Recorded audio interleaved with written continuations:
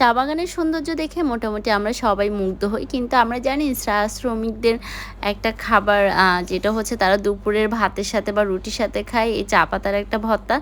তো আমার খুব ইচ্ছে ছিল এই জিনিসটা কিভাবে করে আমি একটু দেখব। তো হচ্ছে যে ওদের কাছ থেকে না দেখে ওখানে পাশে একটা দোকান ছিল মাধবপুরের ওখানে, মাধবপুর লেকের। তো ওখানে হচ্ছে যে এভাবে ভর্তাটা বানায়। আমি জাস্ট ভিডিওটা করে নিলাম আপনাদেরকে দেখানোর জন্য। পেঁয়াজ এবং মরিচটা হচ্ছে ঝাল অনুযায়ী কুচি করে নেয় ধনিয়া পাতার সাথে। আর এই কচি চা পাতাটা, সেই কচি চা পাতাটাকে ধুয়ে একদম মিহি মিহি করে কুচি করে নেয়। আর এই জিনিসটা খেলে নাকি ওনাদের ক্লান্তি দূর হয়ে যায়, ওনারা কাজ করতে পারে। আর ভাত টাত খেলে তো হচ্ছে যে আবার আমাদের একটু ক্লান্তি লাগে, একটু আরাম নিতে ইচ্ছে করে, দুপুরে একটু ভাত ঘুম দিতে ইচ্ছে করে। এই হচ্ছে যে কস্টিংয়ের একটা ব্যাপার থাকে, ওনাদেরকে নাকি মাসে হচ্ছে 2-3 কেজির মতো আটা দেয়। সেই আটাটা দিয়ে রুটি আর রং চা আর হচ্ছে যে চা পাতার ভর্তাটা করে সেটা দিয়ে খায়। অনেক সময় গরম ভাত দিয়েও মেখে খায়, অনেক সময় রুটি দিয়েও খায়। যেটা আমি ওনাদের খাওয়ার ভিডিওটা ফার্স্টে একটু দেখিয়েছিলাম, সেখানে ছিল।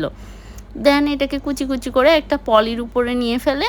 সেখানে হচ্ছে যে একটু টেস্টের জন্য সামান্য লবণ আর হচ্ছে এখন যেহেতু উনি বাণিজ্যিকভাবে করতেছিল 50 টাকা নিচ্ছে এটার।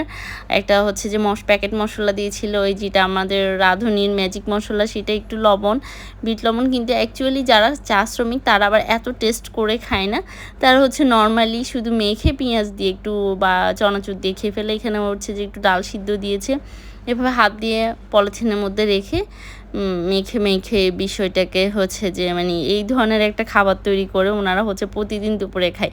তো একটা খাবার প্রতিদিন দুপুরে একই স্টাইলে খেতে আসলে কেমন লাগে। যাই হোক, এটাই ওনাদের জীবন, এভাবে ওনাদের লাইফ স্টাইল চলে। ওই হিসেবে আমি খাবারটা নিলাম। তবে খাবারটা আমার দুপুরে খাওয়ার কথা ছিল, কিন্তু এত প্রচণ্ড গরম, আমরা আবার ঢাকা থেকে অর্থাৎ আমরা শ্রীমঙ্গল থেকে সিলেট ব্যাক করি, আস্তে আস্তে অনেক গরমে খাবারটা নষ্ট হয়ে যায়, শেষ পর্যন্ত খেতে পারি না।